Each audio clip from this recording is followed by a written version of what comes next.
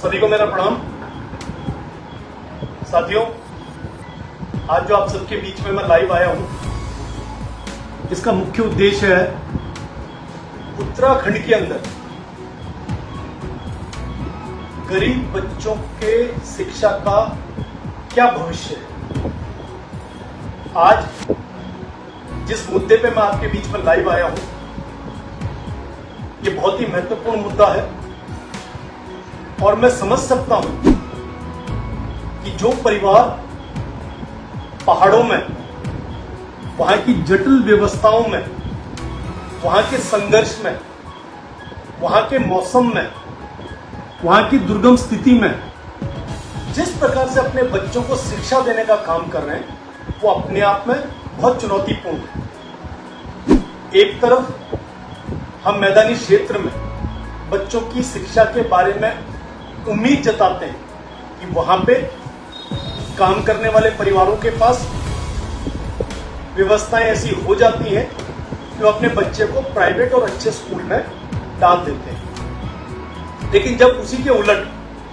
हम उत्तराखंड के 9 और 10 पर्वतीय क्षेत्रों की बात करते हैं, चाहे उसमें गढ़वाल मंडल है या कुमाऊं मंडल है, जब हम वहां देखते हैं स्थितियां तो बहुत दया आती है। वहां का व्यक्ति बच्चे को पढ़ाने की उम्मीद छोड़ चुका है। वहां का व्यक्ति, वहां का मजदूर, वहां का किसान परिवार, वहां का वो व्यक्ति जो ये उम्मीद लगाए बैठा है कि इन सरकारी स्कूलों के भरोसे हमारे बच्चों की शिक्षा शायद ठीक हो जाए। लेकिन ये दुर्भाग्य है हमारे उन लोगों का जो आज पहाड़ की सुंदरता को बनाए हुए बैठा है। आज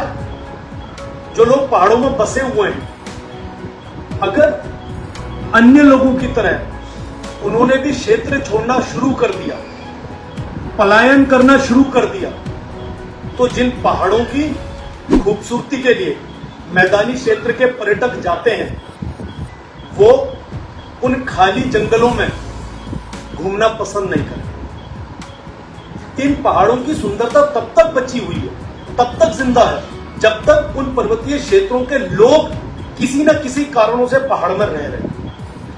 मैं जिस मुद्दे पे आपसे बात करना चाहता हूं, वो हमारे उत्तराखंड के बच्चों की शिक्षा को लेकर। निरंतर 4 वर्षों से मैं जिला चंपावत के लोहाघाट विधानसभा में, वहां के क्षेत्रीय स्कूलों में, वहां की परेशानियों को लेकर अभिभावकों के साथ प्रयास करता रहा हूं कि हमारे गरीब किसान के बच्चे को, गरीब मजदूर के बच्चे को, गरीब असहाय के बच्चे को कम से कम शिक्षा इतनी मिल जाए कि वो कल को अपने माता पिता के बुढ़ापे की लाठी बन सके, उनको बुढ़ापे में वो सहारा दे सके, जिसकी वजह से कल को जो दिन उस गरीब किसान ने देखा है,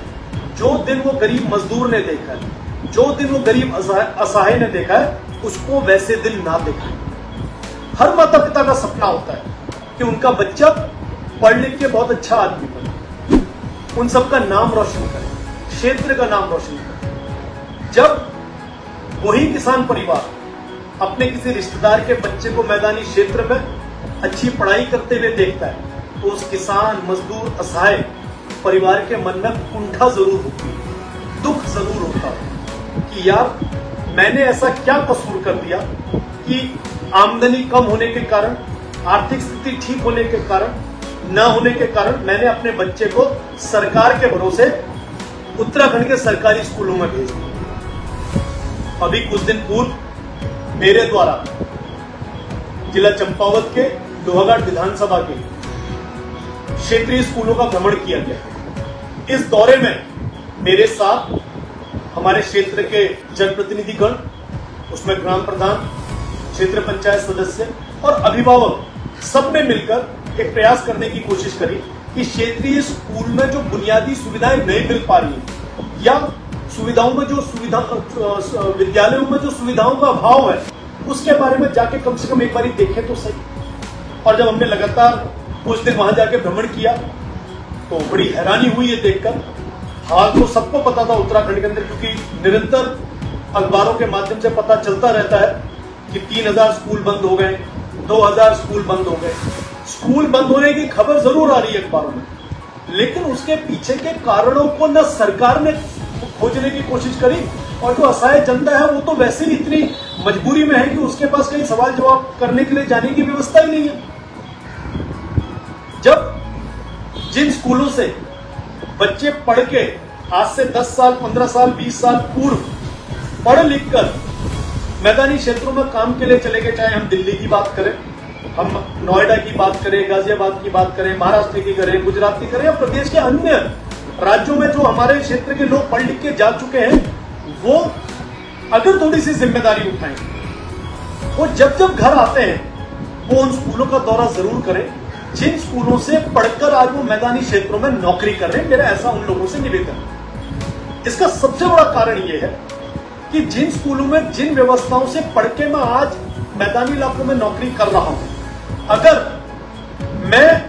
उन दिनों को याद करूं जब मैं इन स्कूलों में पढ़ रहा था और आज ये स्कूल बंद होने के कगार पे हैं, तो ये स्कूल क्यों बंद हो रहे हैं, इसके कारण के पीछे जाना बहुत जरूरी है। मैं अपने सभी उन प्रवासी साथियों से जो आज मैदान के क्षेत्रों में बसावट करके बैठ चुके हैं, उन सबसे निवेदन करूं, साल 6 महीने में जब भी आप पूजा पाठ के लिए पहाड़ आते हैं, जब भी आप किसी कारण से पहाड़ आते हैं, तो एक बारी वहां के प्राइमरी स्कूल, इंटर कॉलेजेस में 10 मिनट 15 मिनट का समय निकाल के जरूर जाएं। इसको अपनी जिम्मेदारी मानें। आप पढ़ लिख के निकल गए, बहुत अच्छी बात है। क्या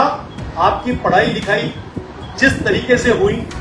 उसमें सुधार क्या आपके बाद के बच्चों को नहीं मिलना चाहिए? ये आपको सोचना चाहिए। अगर हर एक विद्यार्थी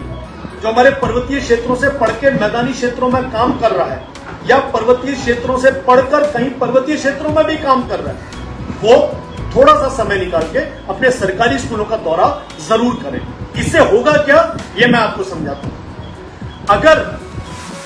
उन विद्यालयों में जिनसे आप पढ़कर निकले, अगर आप वहां जाते हैं, तो विश्वास कीजिए कि वहां पे जो माहौल अच्छा या बुरा, जो अनुभव आपके समय में या अब के समय में रहेगा, उसमें विस्तार से वहां के स्कूल प्रशासन से बात करने का प्रयास किया, उनसे समय मांगने की कोशिश करी, उनसे निवेदन किया गया कि ये सारी व्यवस्थाएं ठीक कीजिए। पूर्व में 3-4 वर्षों में मेरे द्वारा लगातार पत्राचार जो शासन प्रशासन, माननीय मुख्यमंत्री जी या अन्य शिक्षा मंत्री गणों को या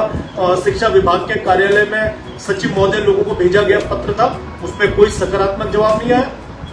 तो मुझे यह लगा कि 2022 का चुनाव मैंने लड़ा लोहाघाट विधानसभा से, लोगों का जितना समर्थन मुझे मिल सकता था वो मुझे मिला। हार या जीत किसी एक न एक व्यक्ति की हर एक चुनाव के समय होती है। मैं हारा, हो सकता है मैं लोगों को ठीक से समझा ना पाया हूं, अपनी बात, अपना विजन उनके सामने ठीक से ना रख पाया हूं, लेकिन मैं इस लाइव वीडियो के माध्यम से अपने सभी साथियों को, क्षेत्रीय व्यक्तियों को, क्षेत्रीय किसान परिवारों को, गरीब परिवारों को, असहाय परिवारों को, कम शिक्षित परिवारों को यह बताना चाह रहा हूं कि आप सबकी लड़ाई को मैंने